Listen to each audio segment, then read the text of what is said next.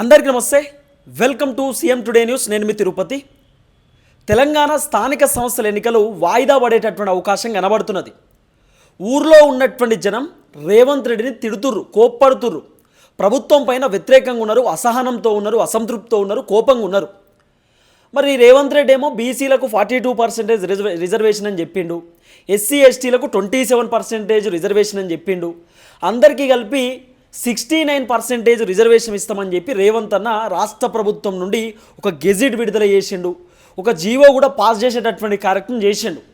బీసీలకు ఇన్ని జిల్లాలు, ఎస్సీలకు ఇన్ని జిల్లాలు, ఎస్టీలకు ఇన్ని జిల్లాలు, జనరల్కి ఇన్ని జిల్లాలు, సో ఈ జిల్లాలో వీళ్ళే పోటీ చేయాలని చెప్పి పర్టికులర్గా రేవంత్ అన్న ఒక జీవోని తెరపైకి తీసుకొచ్చేటటువంటి కార్యక్రమం కూడా చేసిండు.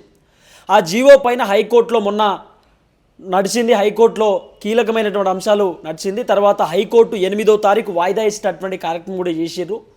అయితే నిన్న Telangana election commission press meet పెట్టి ఆ ప్రెస్ మీట్లో కొన్ని కీలకమైనటువంటి అంశాలను తెరపైకి తీసుకొచ్చారు. ఈ నెల అంటే వచ్చే నెల 9వ తారీఖు షెడ్యూల్ విడుదల చేసారు. 9వ తారీఖు తర్వాత నామినేషన్స్ చేయవచ్చు. జెడ్పీటీసీ, ఎంపీటీసీకి సంబంధించినటువంటి వాళ్ళు పోటీ చేసేవాళ్ళు, తర్వాత సర్పంచ్లు నామినేషన్ వేయవచ్చు. సో మొత్తం అక్టోబర్లో ఓ పూర్తి స్థాయిలో ఆ ఎలక్షన్స్ నిర్వహించేటటువంటి కార్యక్రమం చేయబోతూ ఉన్నారు.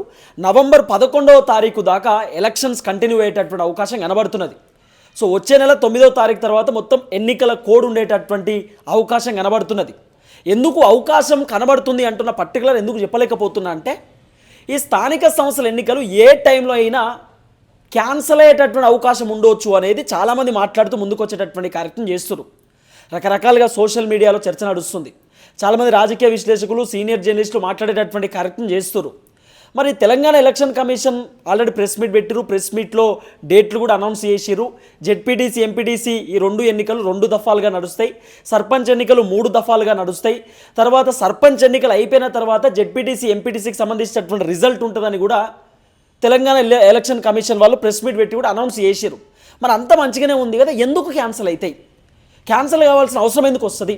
మరి ఊర్లో ఉన్నటువంటి జనం కూడా సంతోషంగానే ఉన్నారు కదా అని మీరు అనుకోవచ్చు. అసలు పంచాయతీ ఇక్కడే వచ్చింది. ఫస్ట్ కోర్టులో జీవోకి సంబంధించినటువంటి అంశం పెండింగ్లో ఉంది. కేసు 8వ తారీఖు మళ్ళీ కేసు తెరపైకి వచ్చేటటువంటి అవకాశం కనబడుతున్నది.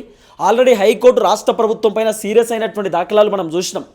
69% రిజర్వేషన్ జీవో రేవంత్ అన్న తెరపైకి తీసుకొస్తే అసలు 69% ఉండనే ఉండదు. రిజర్వేషన్లో 50% కంటే తక్కువనే ఉండాలి, 50% మించి రిజర్వేషన్ ఉండొద్దు అని చెప్పి హైకోర్టు చెప్పినటువంటి మాట. గైడ్ లైన్స్ ఉన్నాయి, ఇష్టానుసారంగా ప్రభుత్వం వ్యవహరిస్తే నడవదు అని చెప్పి హైకోర్టు రాష్ట్ర ప్రభుత్వానికి చెప్పేటటువంటి కార్యక్రమం చేశారు. తర్వాత ఆర్డినెన్స్ స్పీకర్ దగ్గర ఉంది, రాష్ట్రపతి దగ్గర బిల్లు ఉంది, బిల్లు పెండింగ్లో ఉంది. రాజ్యాంగంలో 9th షెడ్యూల్లో ఆమోదమైన తర్వాతనే ఈ 42% రిజర్వేషన్ తెరపైకి తీసుకురావాలి. ప్రభుత్వం అసెంబ్లీలో చర్చ పెట్టినాం, అసెంబ్లీలో బిల్లు గురించి మాట్లాడుకున్నాం అంటే నడవదు. అసెంబ్లీలో మీరు రాష్ట్రానికి సంబంధించిన వ్యవహారం అది, కానీ ఇప్పుడు కేంద్రంలో జరగాలి, పైన జరగాలి, రాజ్యాంగంలో జరగాలి. రాజ్యాంగంలో బిల్లు పొందుపరుస్తేనే 9th షెడ్యూల్లో ఆ బిల్లు వర్కౌట్ అయితేనే మీరు రిజర్వేషన్లు పెట్టుకోవాలి. ఇష్టానుసారంగా 50%, 60%, 70% అంటే నడవదు. రాజ్యాంగాన్ని ఫాలో కావాలని చెప్పి హైకోర్టు చెప్పేటటువంటి కార్యక్రమం చేశారు. అసలు జీవో ఎట్లా పాస్ చేస్తారు బిల్లు రాకముందు, జీవో కూడా కరెక్ట్ కాదని చెప్పి హైకోర్టు చెప్పేటటువంటి కార్యక్రమం చేశారు మొన్న. తర్వాత అడ్వకేట్ జనరల్ హైకోర్టుని టైం అడిగిర్రు. హైకోర్టు ఏమో సరే మేము ఎంత కావాలంటే టైం ఇస్తాం, కానీ మేము టైం ఇస్తున్నామని చెప్పి మా టైం కంటే ముందు అంటే హైకోర్టు ఏం చేసిరు, 8వ తారీఖు వాయిదా చేసిరు కేసు. ఇది జీవోకి సంబంధించినటువంటి కేసు. కొంతమంది రెడ్డిలు హైకోర్టుకు పోయారు. హైకోర్టుకు పోయి ఈ జీవో మేము ఒప్పుకుంటలేము, ఆడికెళ్ళి వాళ్ళు పోటీ చేయాలి, ఈడికెళ్ళి వీళ్ళు పోటీ చేయాలని చెప్పి రేవంత్ అన్న ఆ జీవో పట్టుకొచ్చింది, మాకు యాక్సెప్టబుల్ లేదు అని చెప్పి కొంతమంది రెడ్డిలు కొంతమంది వెలుమలు కోర్టుకు పోయారు. పోయినప్పుడు కోర్టు ఏం చేసినారు, 8వ తారీఖు వాయిదా చేశారు. సో ఇటు అడ్వకేట్ జనరల్ కూడా ఓకే అని చెప్పి కోర్టులో చెప్పేసాడు. కోర్టు ఏం చెప్పారంటే 8వ తారీఖు వాయిదా చేసినాం, 8వ తారీఖు కంటే ముందు ఎలక్షన్ షెడ్యూల్ రావద్దు అని చెప్పి కోర్టు చెప్పినారు. వీళ్ళు ఏం చేశారు, 9వ తారీఖు షెడ్యూల్ తీసుకొచ్చారు. 9వ తారీఖు షెడ్యూల్, 9వ తారీఖు నుండి మొత్తం ఎన్నికల కోడ్, అప్పుడు నామినేషన్లు వేయవచ్చు జెడ్పీటీసీలు.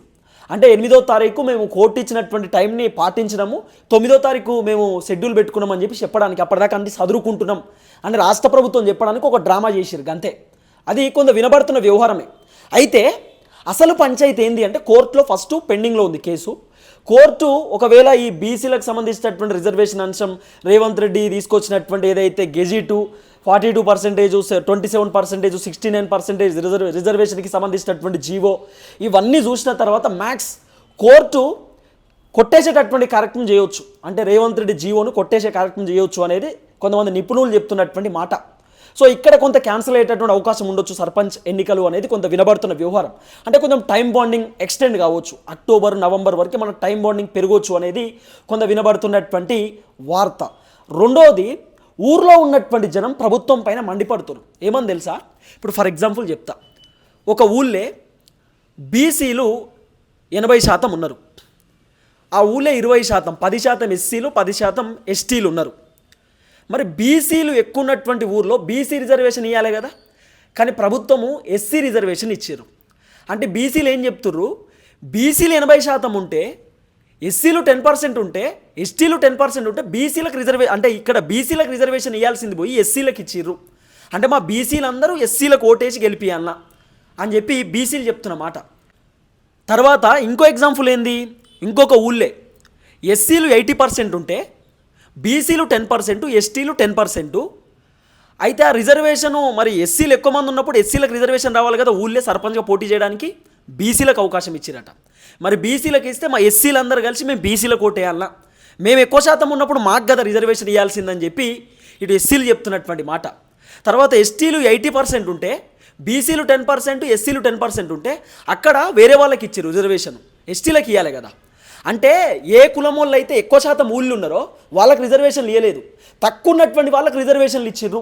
ఫర్ ఎగ్జాంపుల్ ఒక ఊళ్ళే ఒక తాండా ఉంటుంది, ఒక తండా, ఓ తండాలో దాదాపు 90% గిరిజనులే ఉంటారు, ఎస్టీ లంబడోళ్ళే ఉంటారు మొత్తం. అక్కడ ఒక 5% బీసీలు, ఒక 5% ఎస్సీలు ఉంటారు అనుకుందాం. మరి ఆ తండాలో అందరు లంబాడీసే ఉన్నప్పుడు ఎస్టీ రిజర్వేషన్ ఇవ్వాలి కదా, ఊళ్ళే ఎస్టీ రిజర్వేషన్ ఇవ్వలేదట, బీసీ రిజర్వేషను లేకపోతే ఎస్సీ రిజర్వేషన్ ఇచ్చారు. ఆ తండా వాళ్ళు ఏమంటారు, ఇక్కడ రావాల్సింది మా రిజర్వేషన్ కాదా, మరి వేరేటోళ్ళ రిజర్వేషన్ ఇచ్చిర్రు ఏంది, మరి మేము వాళ్ళకు ఓటేసి గెలిపియాలన్నా, మాది మేము ఓటేసుకోవద్దా, మాది మేము గెలవద్దా, ఇది ఎక్కడ పంచాయతీ అని చెప్పి ఎస్టీలు చెప్తున్నటువంటి మాట. ఏ ఊళ్ళో అయితే ఎక్కువ శాతం కులాలు ఉంటాయో, ఏ ఊళ్ళో అయితే ఎక్కువ శాతం క్యాస్ట్ వైజ్ ఉంటారో వాళ్ళకి ఇవ్వలేదట, వేరే వాళ్ళకి ఇచ్చేటటువంటి కార్యక్రమం చేశారు. అసలు ఇది ఎక్కడి కథ అని చెప్పి చాలామంది జనం ప్రభుత్వాన్ని విమర్శించేటటువంటి కార్యక్రమం చేస్తున్నారు, ప్రభుత్వం పైన మండిపడేటటువంటి కార్యక్రమం చేస్తున్నారు, మేము ఒప్పుకోమంటున్నారు. ఫర్ ఎగ్జాంపుల్ ఇంకా మీకు బ్రీఫ్గా అర్థమయ్యేటట్టు చెప్తా, ఒక ఊళ్ళే ఎస్సీలు, ఎస్టీలు, బీసీలు, ఓసీలు అందరూ కలిసి ఉంటారు, జనరల్ అందరూ కలిసి ఉంటారు. ఆ ఊళ్ళే ఒక పెద్ద ఆయన, ఒక రెడ్డి ఆయన, ఓసీ ఆయన, రెడ్డి ఆయనకు బాగా పైసలు ఉన్నాయి, భూములు కూడా ఉన్నాయి, ఆయన పోయినసారి ఓడిపోయిండు, ఈసారి సర్పంచ్గా పోటీ చేద్దామని చెప్పి 2 సంవత్సరాల కాంచెల్లి సీసీ రోడ్లు వేపిస్తుండు, లైట్లు గీట్లు ఊళ్ళే అన్నీ చదిరిపిస్తుండు, ఊళ్ళే అంతా కొంత తీర్చిదిద్దుతుండు, ఊళ్ళే కొంత అభివృద్ధి చేస్తుండు, ఈసారి సర్పంచ్గా పోటీ చేద్దామని అంత బాగానే చేసిండు. సడన్గా ఇప్పుడు రేవంత్ రెడ్డి ఈ ఊళ్ళోకి వెళ్ళి బీసీఏ పోటీ చేయాలి అని చెప్పి ఒక జీవో పట్టుకొస్తే మరి ఆ రెడ్డి అయిన పరిస్థితి ఏంది, ఆయన 2 సంవత్సరాల కాంచెల్లి సర్పంచ్గా పోటీ చేయడానికి ఊరంతా బాగు చేసిండు, మరి అలా బీసీలో కొట్టేయాలన్నా రెడ్డి అయినా. ఒక బీసీ ఆయన ఉంటాడు, బీసీ ఆయన కూడా ఊరు కోసం ఎంతో చేసిండు సర్పంచ్ పోటీ చేద్దామని చెప్పి, అక్కడ ఓసీలకు అవకాశం కల్పిస్తే, ఐ మీన్ జనరల్ అవకాశం కల్పిస్తే మరి బీసీ అయిన పరిస్థితి ఏంది. లేకపోతే ఒక ఎస్సీ ఆయన ఉంటాడు, ఎస్సీ అయినా ఆయన సర్పంచ్ పోటీ చేయడానికి ట్రై చేస్తాడు, ఆయన ట్రై చేస్తున్నప్పుడు వాళ్ళ ఊళ్ళే బీసీలకు అవకాశం వస్తే ఎస్సీ అయిన పరిస్థితి ఏంది. ఇట్లా రకరకాలుగా మాట్లాడుకుంటారు. ఈ రిజర్వేషన్ చేయబట్టి చాలా దారుణమైన పరిస్థితి, ఎవరు పడతాలు పోటీ చేసేటటువంటి అవకాశం. మళ్ళీ ఊళ్ళే ఫర్ ఎగ్జాంపుల్ చెప్తా, ఒక ఊళ్ళే ఓన్లీ 2 కుటుంబాలు బీసీ వాళ్ళు ఉండి మిగతా వాళ్ళు మొత్తం ఎస్టీ వాళ్ళు ఉంటే అక్కడ బీసీ వాళ్ళకి అవకాశం వచ్చింది, ఇంకో బీసీ రిజర్వేషన్ వస్తే ఆ 2 కుటుంబాలే పోటీ చేయాలన్నా, అంటే ఇక పోటీ కూడా అవసరం లేదు, ఈ మొత్తం ఎస్టీ వాళ్ళందరూ బీసీ వాళ్ళని గెలిపించాలి, బీసీ ఆ రెండు ఇంట్లోకి వెళ్ళి ఎవరైనా ఒకరు పోటీ చేస్తారు వాళ్ళే అన్నట్టుగా సర్పంచ్. ఇట్లా మాట్లాడుకుంటారు జనం. ఈ రిజర్వేషన్ల వల్ల చాలా ఇబ్బంది అవుతుంది, తిప్పలు అవుతుంది, రిజర్వేషన్లు వద్దు అంటారు జనం. కాబట్టి ఇప్పుడు రేవంత్ అన్నకి ఇది ఒక పెద్ద ఇబ్బందికరమైన వాతావరణం అన్నట్టే, ఏం చేయాలో అర్థం కానటువంటి సిచ్యువేషన్లో ఉన్నాడు రేవంత్ అన్న.